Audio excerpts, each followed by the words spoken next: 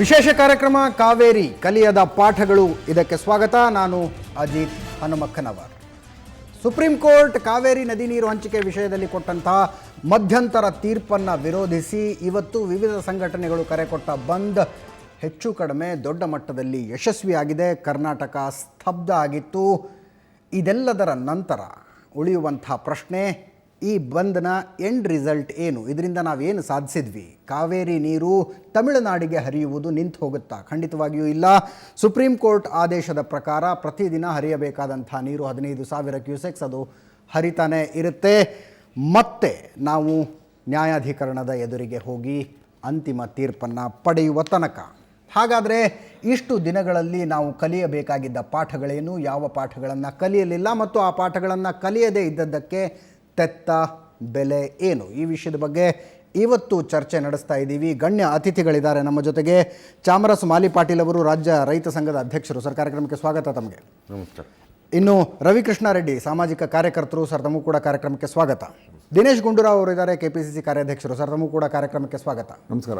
JDSನಿಂದ ಕೆಲವೇ ಕ್ಷಣಗಳಲ್ಲಿ ನಮ್ಮ ಜೊತೆಗೆ YSV ದತ್ತ ಅವರು ಜಾಯ್ನ್ ಆಗ್ತಾರೆ ಮತ್ತು BJP ಮುಖಂಡರಾದಂಥ ಅಬ್ದುಲ್ ಅಜೀಮ್ ಅವರು ಕೂಡ ಜಾಯ್ನ್ ಆಗ್ತಾರೆ. ಇವತ್ತು ನಡೆದಂಥ ಪ್ರತಿಭಟನೆ, ಇತ್ತೀಚೆಗೆ ಕರ್ನಾಟಕದಲ್ಲಿ 10 ಹಲವು ಸಾಲು ಬಂದ್ಗಳು ಮತ್ತು ಬಂದ್ ರೀತಿಯಾದಂಥ ಸನ್ನಿವೇಶಗಳನ್ನು ನೀವು ನೋಡಿದ್ರಿ.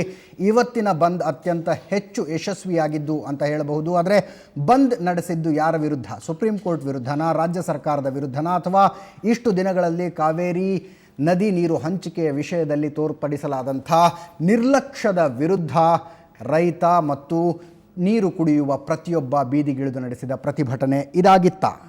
ಈ ಎಲ್ಲ ಪ್ರತಿಭಟನೆಗಳಿಂದ ಕಲಿಯಬೇಕಾದ ಪಾಠಗಳು, ಈ ಪಾಠಗಳನ್ನು ಬಳಸಿಕೊಂಡು ನಮ್ಮ ನಾಡಿನಲ್ಲಿ ಹುಟ್ಟಿ ಬೆಳೆಯುವ ಕಾವೇರಿಯ ನೀರನ್ನು, ಆ ನೀರಿನ ಮೇಲೆ ಇರುವಂಥ ಮೊದಲ ಹಕ್ಕನ್ನು ನಾವು ಪಡೆದುಕೊಳ್ಳೋದಕ್ಕೆ ಸಾಧ್ಯನಾ? ಈ ವಿಷಯದ ಬಗ್ಗೆ ನಾನು ಮಾತಾಡ್ತಾ ಇದ್ದೀನಿ. ದಿನೇಶ್ ಗುಂಡೂರಾವ್ ಅವರ ಮೊದಲ ಅಭಿಪ್ರಾಯವನ್ನು ಪಡೆಯೋದಕ್ಕೆ ಇಷ್ಟಪಡ್ತೀನಿ. ದಿನೇಶ್ ಗುಂಡೂರಾವ್ ಅವರೇ, ಇಷ್ಟೆಲ್ಲ ಆದಮೇಲೆ ನಾವು ಕಲಿಯದೇ ಇರುವಂಥ ಪಾಠಗಳೇನು? ಕಲಿಯಬೇಕಾದಂಥ ಪಾಠಗಳೇನು? ನೋಡಿ, ಇದು ಭಾಳ ಒಂದು ಅತ್ಯಂತ ಕ್ಲಿಷ್ಟವಾದಂಥ ವಿಚಾರ, ಸೂಕ್ಷ್ಮವಾದಂಥ ವಿಚಾರ. ನೀರಂತ ಹೇಳಿದಾಗ ಎಲ್ಲರೂ ಕೂಡ ಬಹಳ ಇದರ ಬಗ್ಗೆ ಪ್ರಾಮುಖ್ಯತೆ ಇರ್ತಕ್ಕಂಥ ಒಂದು ವಿಷಯ. ಆದ್ದರಿಂದ ಇದಕ್ಕೆ ದೊಡ್ಡ ಇತಿಹಾಸನೇ ಇದೆ. ಕರ್ನಾಟಕ ತಮಿಳುನಾಡು ಮಧ್ಯೆ ಕಾವೇರಿಯ ಒಂದು ಜಲ ವಿವಾದ ದೊಡ್ಡ ಇತಿಹಾಸನೇ ಇದೆ. ಆದರೆ ಅಂತಿಮವಾಗಿ ಇವತ್ತು ಏನೇ ಇದ್ದರೂ ಕೂಡ ಕಾನೂನಿನ ಚೌಕಟ್ಟಡಿಯಲ್ಲಿ ತೀರ್ಮಾನ ಆಗಬೇಕಾಗ್ತದೆ. ಇನ್ನೂ ಅಂತಿಮ ತೀರ್ಮಾನ ಆಗಿಲ್ಲ. ಏನು ನ್ಯಾಯಾಧೀಕರಣ ತೀರ್ಪು ಬಂದಿದೆ 2007ನೇ ಇಸ್ವಿ, ಆ ತೀರ್ಪಿನ ವಿರುದ್ಧ ಕೂಡ ನಮ್ಮ ಸರ್ಕಾರ ಇವತ್ತಿನ ದಿವಸ ದಾವೆ ಹಾಕಿದೆ. ತಮಿಳುನಾಡು ಕೂಡ ಆ ಒಂದು ಇದರಲ್ಲಿದ್ದಾರೆ. ಅದರ ಅಂತಿಮವಾದಂಥ ವರದಿ ಆಗಬೇಕು. ಅದು ಅಕ್ಟೋಬರ್ 18ನೇ ತಾರೀಕು ಮತ್ತೆ ಅದರ ಬಗ್ಗೆ ಕೋರ್ಟ್ ಮುಂದೆ ಬರ್ತಾ ಇದೆ. ಅದು ನಮ್ಮ ಮೇನ್ ಪಿಟಿಷನ್ ಇರ್ತಕ್ಕಂಥದ್ದು.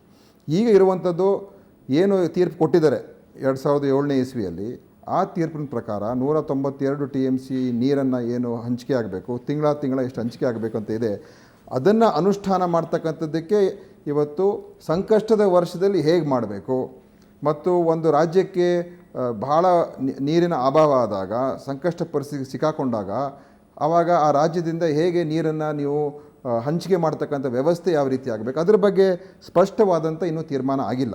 ಅದು ಇವತ್ತಿನ ದಿವಸ ಈಗ ಒಂದು ಸೂಪರ್ವೈಸರಿ ಕಮಿಟಿ ಇದೆ. ಆ ಕಮಿಟಿ ಮುಂದೆ ತೀರ್ಮಾನಗಳಾಗಬೇಕಾಗ್ತದೆ. ಆದರೆ ಇದೆಲ್ಲ ಕೂಡ ಇನ್ನೂ ಕಾನೂನಿನ ಒಂದು ಏನು ಈ ನ್ಯಾಯಾಲಯದ ಚೌಕಟ್ಟಿನಲ್ಲೇ ಅದರಲ್ಲೇ ಇರ್ತಕ್ಕಂಥ ಅಂಶ ಆಗಿದೆ. ಆದ್ದರಿಂದ ಅಂತಿಮವಾಗಿ ಈ ಒಂದು ಸೂಪರ್ವೈಸರಿ ಕಮಿಟಿ ಮುಂದೆ ಏನು ತೀರ್ಮಾನ ಆಗ್ತದೆ ಮತ್ತು ನಮ್ಮ ಮುಖ್ಯ ಪೆಟಿಷನ್ ಏನಿದೆ, ಟ್ರೈಬ್ಯುನಲ್ ಆದೇಶವನ್ನೇ 192 TMCನೇ ನಾವು ಕ್ವೆಶ್ಚನ್ ಮಾಡ್ತಾ ಇದ್ದೀವಿ, ಅಷ್ಟು ಕೊಡೋದಕ್ಕೆ ನಮ್ಮ ಕೈಲಿ ಆಗೋದಿಲ್ಲ ಅಂತ. ಅದ್ರ ಆ ಒಂದು ಆರ್ಗ್ಯುಮೆಂಟ್ಸ್ ಕೂಡ ಸುಪ್ರೀಂ ಕೋರ್ಟಲ್ಲಿ ಆಗ್ತದೆ.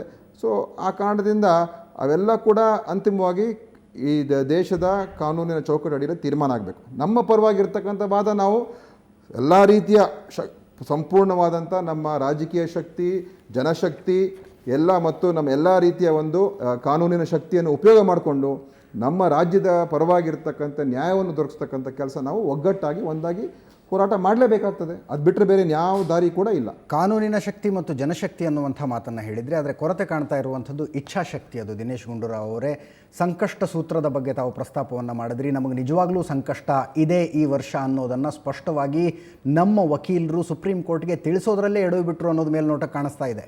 ಇಲ್ಲ, ಅದು ಸಾಧ್ಯನೇ ಇಲ್ಲ. ಯಾಕೆಂತ ಹೇಳಿದ್ರೆ ನಮ್ಮ ವಕೀಲರು, ನಮ್ಮಲ್ಲಿರ್ತಕ್ಕಂಥವರು, ವಾದ ಮಾಡ್ತಾ ಇರ್ತಕ್ಕಂಥವ್ರು ಸಂಪೂರ್ಣ ಮಾಹಿತಿ, ಅದು ಸ್ಟ್ಯಾಟಿಸ್ಟಿಕ್ಸು, ನಾವು ಏನು ಅದೇನು ದೊಡ್ಡ ವಿಷಯ ಏನಲ್ಲ. ಎಷ್ಟು ಮಳೆ ನೀರು ನಮ್ಮ ರಾಜ್ಯಕ್ಕೆ ಬಂದಿದೆ, ನಮ್ಮಲ್ಲಿರ್ತಕ್ಕಂಥ ಅಣೆಕಟ್ಟುಗಳಲ್ಲಿ ಎಷ್ಟು ನೀರು ಇವತ್ತಿನ ದಿವಸ ಸಂಗ್ರಹಣೆ ಆಗಿದೆ, ಎಷ್ಟು ನಾವು ಬಿಳುಗಂಡಲ್ಲಿ ನೀರು ಬಿಟ್ಟಿದ್ದೀವಿ, ತಮಿಳುನಾಡಿಗೆ ಎಷ್ಟು ಅವಶ್ಯಕತೆ ಇದೆ, ನಮಗೆ ಎಷ್ಟು ಅವಶ್ಯಕತೆ, ಕುಡಿಯೋ ನೀರಿಗೆ ಎಷ್ಟು ಅವಶ್ಯಕತೆ, ಇದೆಲ್ಲ ಕೂಡ ಸಂಪೂರ್ಣವಾದಂಥ ಮಾಹಿತಿ ಕೋರ್ಟಲ್ಲಿ ನಮ್ಮ ಲಾಯರ್ಸ್ ಆರ್ಗ್ಯೂ ಮಾಡಿರ್ತಾರೆ. ಮತ್ತು ಅದ್ರ ಬಗ್ಗೆ ಅದೇನು ಮಾಡೋಕ್ಕಾಗದೇ ಇರತಕ್ಕಂಥ ಯಾವ ವಿಚಾರ ಕೂಡ ಬರೋದಿಲ್ಲ. ಆದರೆ ಅಂತಿಮವಾಗಿ ಇದು ಸುಪ್ರೀಂ ಕೋರ್ಟ್ ಮುಂದೆ ಕೋರ್ಟಿನ ನ್ಯಾಯಾಧೀಶರು ಯಾವ ರೀತಿಯಾಗಿ ಯೋಚನೆ ಮಾಡಿ ತೀರ್ಮಾನ ಕೊಡ್ತಾರೋ ನಾವು ಹೇಳಕ್ಕೆ ಬರೋದಿಲ್ಲ. ನಮಗನ್ಸುತ್ತೆ ಖಂಡಿತವಾಗಿ ಇದು ಗ್ರೌಂಡ್ ರಿಯಾಲಿಟಿ ನೋಡ್ಕೊಂಡು ಅವರು ತೀರ್ಮಾನ ಕೊಟ್ಟಿಲ್ಲ. ನಮ್ಮ ಒಂದು ಏನು ಕೋರ್ಟಲ್ಲಿ ಆರ್ಗ್ಯೂ ಮಾಡಿದ್ರು ಅವತ್ತಿನ ದಿವಸ ನಾರಿಮನ್ರವರು, ನಾವು ಇವತ್ತು ಒಂದು 10,000 ಕ್ಯೂಸೆಕ್ಸ್ 6 ದಿವಸಕ್ಕೋಸ್ಕರ, ಯಾಕಂದರೆ ತಮಿಳ್ನಾಡಿಗೂ ನಾವು ಒಂದು ಒಳ್ಳೆಯ ಒಂದು ಗುಡ್ವಿಲ್ ಗೆಸ್ಚರ್ ಅಂತ ಮಾಡಿ ನಾವು ಕೊಡ್ತೀವಿ ಅಂತ ಹೇಳಿರ್ತಕ್ಕಂಥ ಮಾತು ಅವತ್ತು ಹಿಂದೆನೂ ಕೂಡ 2012ನೇ ಇಸ್ವಿಯಲ್ಲೂ ಕೂಡ ಇದನ್ನೇ ಹೇಳಿದರು. ಅವತ್ತು ಅವ್ರು ಒಪ್ಕೊಂಡಿದ್ರು. ಇವತ್ತೇನಾಯ್ತು ಅಂತ ಹೇಳಿದ್ರೆ ನ್ಯಾಯಾಧೀಶರು ರವಿಕೃಷ್ಣ ರೆಡ್ಡಿ ಅವರು ಗುಡ್ ವಿಲ್ ಜೆಸ್ಚರ್ ಅನ್ನುವಂಥ ಮಾತನ್ನು ಬಳಸ್ತಾ ಇದ್ದಾರೆ. ಸುಪ್ರೀಂ ಕೋರ್ಟ್ ಎದುರಿಗೆ ಕರ್ನಾಟಕ ಸರ್ಕಾರ ಬೆನ್ನು ಚಪ್ಪರಿಸ್ಕೊಂತು, ಸುಪ್ರೀಂ ಕೋರ್ಟ್ ಬೆನ್ನು ಚಪ್ಪರಿಸ್ತು, ಒಳ್ಳೇದಾಯಿತು, ಗುಡ್ ವಿಲ್ ಜೆಸ್ಚರನ್ನು ತೋರಿಸಿದ್ರಿ, ನೀವು ಸದ್ಭಾವನೆಯನ್ನು ತೋರಿಸಿದ್ರಿ ಅಂತ. ಆದರೆ ಅದೇ ಸದ್ಭಾವನೆಯನ್ನು ನಮ್ಮ ರೈತರಿಗೆ ತೋರಿಸಬೇಕಾಗಿತ್ತು. ಆದರೆ ಸರ್ಕಾರ ಯಾವ ಬೆಳೆ ಬೆಳಿಬೇಕು, ಯಾವ ಬೆಳೆ ಬೆಳಿಬಾರ್ದು, ಎಷ್ಟು ಬೆಳೆ ಬೆಳಿಬೇಕು ಅಂತ ಬುದ್ಧಿಮಾತನ್ನು ನಮ್ಮ ರೈತರಿಗೆ ಸರ್ಕಾರ ಹೇಳುತ್ತೆ. ಅಲ್ಲ, ಇಲ್ಲಿ ಏನು ಗುಡ್ ವಿಲ್ ಜೆಸ್ಚರ್, ಸದ್ಭಾವನೆ ತೋರ್ಪಡಿಸೋದು ಅದು ಅಗತ್ಯನೇ, ಆ ಪದವೇ ಅಗತ್ಯ ಇಲ್ಲ. ಯಾಕಂದರೆ ಅದು ಕಾನೂನಿದೆ, ಆದೇಶ ಇದೆ, ಅದನ್ನು ಪಾಲಿಸಬೇಕಾಗಿತ್ತು, ಪಾಲಿಸಿದ್ದೀವಿ. ಹಾಗಾಗಿ ಸುಪ್ರೀಂ ಕೋರ್ಟು ಅದನ್ನು ಪಾಲಿಸ್ತಿಲ್ಲ ಅಂದರೆ ಅವರು ಬೇರೆ ಥರದ ತೀರ್ಮಾನಗಳನ್ನ ತಗೊಳ್ತಾರೆ. ಇದೊಂದು ಅದು ಏನು ಹಿಂದೆ ವಿಧಾನಸಭೆಯಲ್ಲಿ ಇದೇ ವಿಚಾರವಾಗಿ ಚರ್ಚೆ ಬಂದಾಗ ನಂಜುಂಡಸ್ವಾಮಿಯವರು ಹೇಳಿದ್ರಂತೆ, ಇದು ಕೋರ್ಟಿನ ಆದೇಶ ಬೇರೆ, ಜಡ್ಜ್ಮೆಂಟ್ ಬೇರೆ. ಜಡ್ಜ್ಮೆಂಟ್ ಆದರೆ ನಾವು ಫಾಲೋ ಮಾಡಬೇಕು, ಆದೇಶವನ್ನು ಬೇಕಾದ್ರೆ ನಾವು ಉಲ್ಲಂಘಿಸಬಹುದು ಅನ್ನೋ ಥರಕ್ಕೆ. ಹಾಗಾಗಿ ಸುಪ್ರೀಂ ಕೋರ್ಟ್ ನೀವು ಒಳ್ಳೆಯ ಕೆಲಸ ಮಾಡಿಬಿಟ್ಟಿದ್ರೆ ಹಾಗಾಗಿ ನಿಮಗೆ ಮಾಫಿ ಮಾಡಿಬಿಡ್ತೀನಿ, ರಿಯಾಯಿತಿ ಮಾಡ್ತೀನಿ ಅಂದರೆ ಅಲ್ಲಿ ಕಾನೂನು ನ್ಯಾಯ ಎಲ್ಲಿರುತ್ತೆ? ಇದು ಕೇವಲ ಈ 2 ವ್ಯಕ್ತಿಗಳ ಮಧ್ಯೆ ನಡೆಯುವಂಥ ಚೌಕಾಶಿ ಅಲ್ಲ ಎಲ್ಲಿ ಸುಪ್ರೀಂ ಕೋರ್ಟಲ್ಲಿ. ಆಮೇಲೆ ಈ ವಿಚಾರವಾಗಿ ಇವತ್ತು ನಾವು ನೋಡೋದಾದರೆ 2007ರಲ್ಲಿ ಐತೀರ್ಪು ಬಂತು.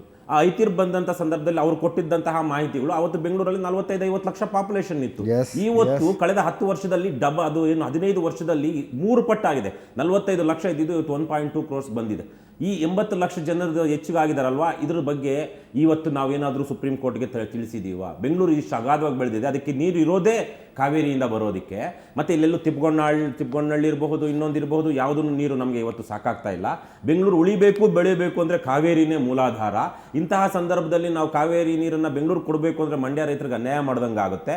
ಆದರೆ ಇದು ಐತೀರ್ಪಿನ ಆದೇಶದ ಪ್ರಕಾರ, ಟ್ರಿಬ್ಯುನಲ್ ಆದೇಶದ ಪ್ರಕಾರ ನೀವು ಇಷ್ಟೇ ನೀರು ಮಾತ್ರ ಬೆಂಗಳೂರಿಗೆ ಬಳಸಬೇಕು ಅಂತಿದೆ. ಇವೆಲ್ಲವನ್ನೂ ಸಹ ಇವತ್ತು ನಾವು ಪುನರ್ವಿಮರ್ಶೆ ಮಾಡಬೇಕಾಗಿದೆ. ಐತೀರ್ಪನ್ನೇ ಬೆಂಗಳೂರು ವಿಚಾರಕ್ಕೆ, ನೀರಿನ ಬಳಕೆ ವಿಚಾರದಲ್ಲಿ ಪುನರ್ವಿಮರ್ಶೆ ಮಾಡಿಕೊಂಡು ಇವತ್ತು ಚೆನ್ನೈಯಲ್ಲಿ ಕರ್ನಾಟಕದ ಪಾಲನ 5 TMC ಹೋಗುತ್ತೆ, ಆಂಧ್ರದ ಪಾಲ 5 TMC ಹೋಗುತ್ತೆ ಕೃಷ್ಣಾ ನದಿಯಿಂದ, ತೆಲುಗು ಗಂಗಾ ಯೋಜನೆ ಮೂಲಕ. ಅದೇ ರೀತಿಯಲ್ಲಿ ಆದರೆ ನಾವು ಕೃಷ್ಣಾ ಕಣಿವೆಯ ಭಾಗದಲ್ಲಿಲ್ಲದಂತಹ ಚೆನ್ನೈಗೆ ತುಂಬಾ ಸ್ಪಷ್ಟವಾಗಿ ಕಾನೂನಾತ್ಮಕವಾಗಿ ನೋಡೋದಾದ್ರೆ ಬೆಂಗಳೂರಿನ 3ನೇ 1 ಅಂಶ ಮಾತ್ರ ಕಾವೇರಿ ನೀರಿನ ಹಕ್ಕನ್ನ ಸಾಧಿಸೋದಕ್ಕೆ ಸಾಧ್ಯ. ಮತ್ತು 3ನೇ 1 ಅಂಶ ಕಾವೇರಿ ನೀರು ಕುಡಿಬೇಕು, ಉಳಿದಂಥ 3ನೇ 2 ಅಂಶ ಬಿಸ್ಲೇರಿ ನೀರು ಕುಡಿಬೇಕು ಅಂತ. ಒಂದು ಭಾಗಕ್ಕೆ ಕಾವೇರಿ, ಇನ್ನೊಂದು ಭಾಗಕ್ಕೆ ಬಿಸ್ಲೇರಿ ಅನ್ನುವಂಥದ್ದು. ಚಾಮರಸ್ ಅವರೇ, ಇನ್ನೊಂದು ಕಡೆ ನಮ್ಮ ರಾಜ್ಯದ ಸರ್ಕಾರ ನಮ್ಮ ರೈತರಿಗೆ ಹೇಳುತ್ತೆ ಏನು ಬೆಳಿಬೇಕು, ಏನು ಬೆಳಿಬಾರ್ದು ಅಂತ. ನಮ್ಮ ತಂಡ, ಕವರ್ ಸ್ಟೋರಿ ತಂಡ, ತಮಿಳುನಾಡಿನ ಒಳಗಡೆ ಹೋಗಿ ಅಲ್ಲಿ ಕಾವೇರಿ ಅಚ್ಚುಕಟ್ಟು ಪ್ರದೇಶ, ಮೆಟ್ಟೂರು ಡ್ಯಾಮಿನ ಸುತ್ತಲಿನ ಪ್ರದೇಶಗಳಲ್ಲಿ ಒಂದು ರಹಸ್ಯ ಕಾರ್ಯಾಚರಣೆಯನ್ನು ಮಾಡಿಕೊಂಡು ಬರುತ್ತೆ. ಅಲ್ಲಿ ನೀರಿನ ಪರಿಸ್ಥಿತಿ ಹೇಗಿದೆ, ಅಲ್ಲಿ ರೈತರು ಏನು ಬೆಳೀತಾ ಇದ್ದಾರೆ, ಏನು ಬೆಳೀತಾ ಇಲ್ಲ ಅಂತ. ವರ್ಷಕ್ಕೆ 3 ಬೆಳೆಯನ್ನು ಅವರು ಆರಾಮಾಗಿ ಬೆಳೀತಾರೆ. ಅವರ ಜಮೀನುಗಳಲ್ಲಿ ಗುಂಡಿಗಳನ್ನು ತೋಡ್ಕೊಂಡಿದ್ದಾರೆ, ಕೆರೆಗಳನ್ನು ತೋಡ್ಕೊಂಡಿದ್ದಾರೆ. ನಾವು ಬಿಡುವ ನೀರಿನಲ್ಲಿ ಅವರು ಮೀನುಗಾರಿಕೆಯನ್ನು ನಿರಂತರವಾಗಿ ಮಾಡ್ತಾರೆ. ಅವರಿಗಿದ್ದಂಥದ್ದು 4 ಲಕ್ಷ ಎಕರೆ ಪ್ರದೇಶದಲ್ಲಿ ನೀವು ಕಾವೇರಿ ನೀರನ್ನು ಬಳಸಿ ಕೃಷಿ ಮಾಡಬಹುದು ಅಂತ. ಅದರ ಒಂದು ಅಂದಾಜು ಅದರ 3-4 ಪಟ್ಟು ಜಾಸ್ತಿ ಪ್ರದೇಶದಲ್ಲಿ ಕಾವೇರಿ ನೀರಾವರಿಯನ್ನು ಮಾಡಲಾಗ್ತಾ ಇದೆ, ಕಾವೇರಿ ನೀರನ್ನು ಬಳಸಿಕೊಂಡು ಅಂತ.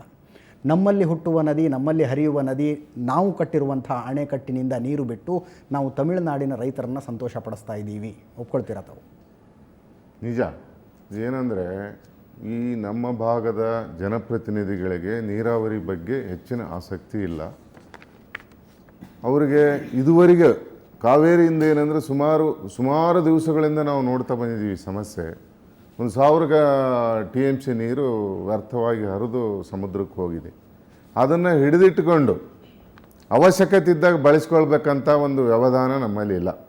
ಇದು ಏನಂತಂದರೆ ನಿಸರ್ಗ ಯಾವತ್ತಿಗೂ 2-3 ವರ್ಷಕ್ಕೊಮ್ಮೆ ಬರಗಾಲ ನಾವು ಕಂಡಿದ್ದೀವಿ, ಹಿಂದೂ ಕಂಡಿದ್ದೀವಿ, ಮುಂದೂ ಬರುತ್ತೆ. ಅದು ಮುಂದಾಲೋಚನೆ ದೃಷ್ಟಿಯಿಂದ ಇವತ್ತು ನಮ್ಮ ನೀರನ್ನು ನಾವು ಸದುಪಯೋಗ ಮಾಡಿಕೊಳ್ಳೋಕ್ಕೆ ಇದುವರೆಗೂ ಯಾವುದೇ ಒಂದು ಕಾರ್ಯತಂತ್ರ ನಮ್ಮಲ್ಲಿ ಇಲ್ಲ. ಇವತ್ತು ಅವ್ರು ಏನಂತಂದರೆ ಆ ರಾಜ್ಯದ ಮುಖ್ಯಮಂತ್ರಿಗಳು ತಮ್ಮ ರೈತರನ್ನ ಅವರು ಪ್ರೊಟೆಕ್ಟ್ ಮಾಡಲಿಕ್ಕೆ ಏನು ಮಾಡಬೇಕು ಅದನ್ನೆಲ್ಲ ಮಾಡ್ತಾ ಇದ್ದಾರೆ. ಆದರೆ ಇಲ್ಲಿ ನಮ್ಮಲ್ಲಿ ಆ ಕೆಲಸ ಆಗ್ತಾ ಇಲ್ಲ. ಇವತ್ತಿನ ಪತ್ರಿಕೆ ನೋಡಿದ್ದೀರಾ ನೀವು, ಮುಖ್ಯಮಂತ್ರಿಗಳೇನೆಂದರೆ 10 TMC ನೀರು ಕೊಡೋದು ನಮಗೆ ಗೊತ್ತೇ ಇರಲಿಲ್ಲ ಅಂತ ಹೇಳಿದ್ದಾರೆ.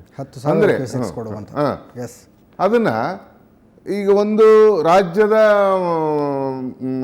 ವನ್ನು ಪ್ರತಿನಿಧಿಸ್ತಕ್ಕಂಥ ವಕೀಲರು ಆ ರಾಜ್ಯದ ಮುಖ್ಯಮಂತ್ರಿಗಳ ಜೊತೆ ಚರ್ಚೆ ಮಾಡದೇನೆ ಅಲ್ಲಿ ವಾದ ಮಾಡ್ತಾರೆ ಅಂತಂದರೆ ಇದು ಎಂಥ ಒಂದು ದೊಡ್ಡ ಆಘಾತಕಾರ ಸಂಗತಿ. ಚಾಮರಾಜ ಮಾಲಿಪಾಟೀಲ್ ಅವರೇ, ತಮಗೆ ಗೊತ್ತಿದೆಯೋ ಇಲ್ಲೋ, ಮೊದಲನೇ ಸಲ ಈ ವಿಷಯವನ್ನು ಸುವರ್ಣ ನ್ಯೂಸ್ನಲ್ಲಿ ನಮಗೆ ಕೊಟ್ಟಂತಹ ಸಂದರ್ಶನದಲ್ಲಿ MB ಪಾಟೀಲ್ ಅವರು ಒಪ್ಕೊಂಡಾಗ ಸ್ವತಃ ಸಂದರ್ಶನ ಮಾಡ್ತಾ ಇದ್ದಂಥ ನನಗೇ ಆಘಾತ ಆಗಿತ್ತು. ದಿನೇಶ್ ಗುಂಡೂರಾವ್ ಅವರೇ, ನನ್ನ ಪ್ರಶ್ನೆ MB ಪಾಟೀಲ್ ಅವ್ರಿಗೆ ಬಹಳ ನೇರವಾಗಿತ್ತು.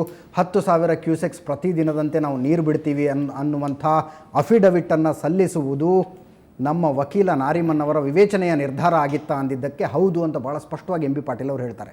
ಆ ವಿಷಯದ ಬಗ್ಗೆ ನಾರಿಮನ್ ಅವರು ನಮ್ಮ ಜೊತೆ ಚರ್ಚೆ ಮಾಡಿರಲಿಲ್ಲ, ಅದು ಅವರ ವಿವೇಚನೆಯ ನಿರ್ಧಾರ ಆಗಿತ್ತು ಮತ್ತು ಅವರ ವಿವೇಚನೆ ಸರಿಯಾಗಿತ್ತು ಅನ್ನುವಂಥ ಮಾತನ್ನು MB ಪಾಟೀಲ್ ಅವರು ಒಪ್ಕೊಳ್ತಾರೆ. ಬಹುಶಃ ನಾರಿಮನ್ ಅವರಿಗೆ ಕರ್ನಾಟಕ ಅನ್ನುವಂಥದ್ದು ಇದುವರೆಗೂ ಸಿಕ್ಕಿರುವಂಥ, ಅವರ ಜೀವನದಲ್ಲಿ ಸಿಕ್ಕಿರುವಂಥ ದಿ ಬೆಸ್ಟ್ ಕ್ಲೈಂಟ್ ಅಂತ ಅನ್ಸುತ್ತೆ ನನಗೆ. ಇಷ್ಟು ಒಳ್ಳೆಯ ಕಕ್ಷಿದಾರನನ್ನು ಬಹುಶಃ ಜೀವನದಲ್ಲಿ ಯಾವ ವಕೀಲನಿಗೂ ಸಿಕ್ಕಿರಲಿಕ್ಕಿಲ್ಲ. ಅಷ್ಟು ಅದ್ಭುತವಾದ ಕ್ಲೈಂಟನ್ನು ಕರ್ನಾಟಕದ ರೂಪದಲ್ಲಿ ನಾರಿಮನ್ ಅವರು ಪಡೆದುಕೊಂಡಿರುವಂಥದ್ದು.